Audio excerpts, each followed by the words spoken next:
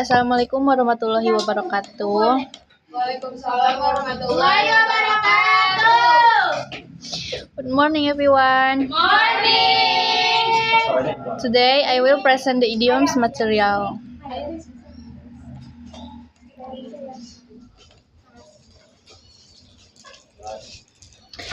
Introduction. Language is not just made up of individual words, but also of combination of words that carry special meanings. These are known as idioms. Idioms are fixed expressions whose meaning cannot be interpreted literally from the individual word. Phrases like kick the bucket or spill the beans have figurative meanings that are unrelated to their literal definition. This paper aims to discuss the definition, types, and roles of idiom in communication, along with insight from notable language experts. Jadi, bahasa tidak memiliki Jadi, bahasa tidak hanya terdiri dari kata-kata individual, tetapi juga kombinasi kata-kata yang membawa makna khusus. Ini dikenal sebagai idiom. Idiom adalah ekspresi tetap yang maknanya tidak dapat ditafsirkan secara harfiah dari kata-kata individual. Ungkapan seperti menendang ember atau menumpahkan kacang memiliki arti kiasan yang tidak terkait dengan definisi harfiahnya. Makalah ini bertujuan untuk membahas definisi, jenis, dan peran idiom dalam komunikasi bersama dengan wawasan dari para ahli bahasa terkenal. Next, definition of idioms. According to Richard Speech in his book McGraw Hill's Dictionary of American Idiom and Phrases verb, an idiom is a group of words whose meaning is different from the meaning of the individual word. Jadi, menurut Richard, dalam bukunya McGraw-Hill's Dictionary of American Idiom and Phrasal Verb, sebuah idiom adalah sekelompok kata yang maknanya berbeda dari kata-kata individual.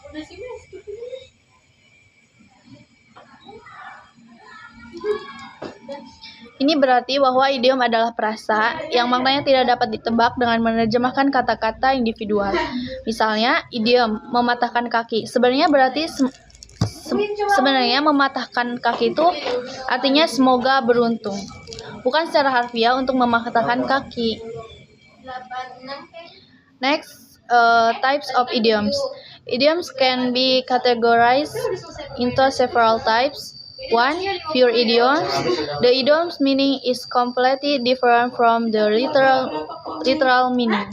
Example, it's raining cats and dogs. 2. Semi-idioms. Contain both literal and idiomatic meanings. Example, drop the ball.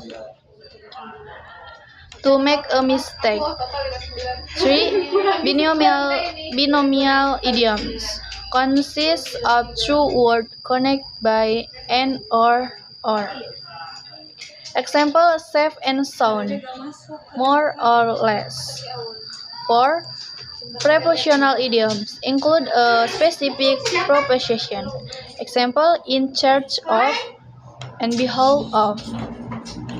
Jadi, jenis-jenis idiom itu ada 4. Idiom dapat dikategorikan ke dalam beberapa jenis. Yang pertama, idiom murni atau arti idiom benar-benar berbeda dari arti harfiahnya. Contoh, hujan deras.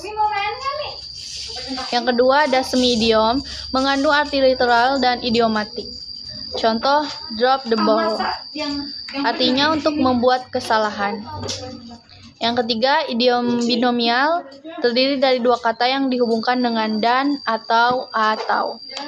Contoh, aman dan sehat, kurang lebih.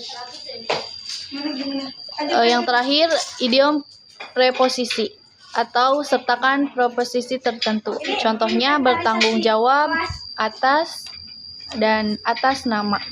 Next, function and benefit of idioms. Idioms and right expression in communication and convey cultural notions. Third, lack of cognitive linguist state. Idioms are not just linguistic expression, but also reflect how people conceptualize abstract concepts. This shows that idioms help us understand the way people think and how their cultures shape language.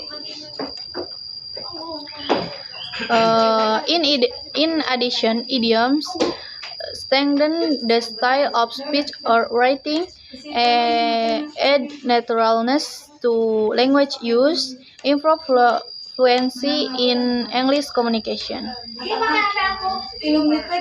Jadi idiom fungsi dan manfaat idiom yaitu idiom memperkaya ekspresi dalam komunikasi dan menyampaikan nuansa budaya. Georgi Lakoff, seorang ahli bahasa kognitif, menyatakan idiom bukan hanya ekspresi linguistik, tetapi juga mencerminkan bagaimana orang mengkonseptualisasikan konsep abstrak. Ini menunjukkan bahwa idiom membantu kita memahami cara berpikir orang dan bagaimana budaya mereka membentuk bahasa. Selain itu, idiom juga memperkuat gaya bicara atau menulis, menambahkan kealamian pada penggunaan bahasa, dan meningkatkan kefasihan dalam komunikasi bahasa Inggris. Next, conclusion. Idioms are an important part of language that reflect culture, thought, and social habits.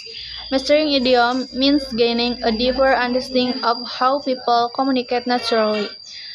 So, learning idioms, we can speak English more fluently and expressively. Understanding idioms requires contact and continuous practice. Jadi kesimpulannya di sini, idiom adalah bagian penting dari bahasa yang mencerminkan budaya, pemikiran, dan kebiasaan sosial. Menguasai idiom berarti mendapatkan pemahaman yang lebih dalam tentang bagaimana orang berkomunikasi secara alami. Melalui belajar idiom, kita dapat berbicara bahasa Inggris dengan lebih lancar dan ekspresif.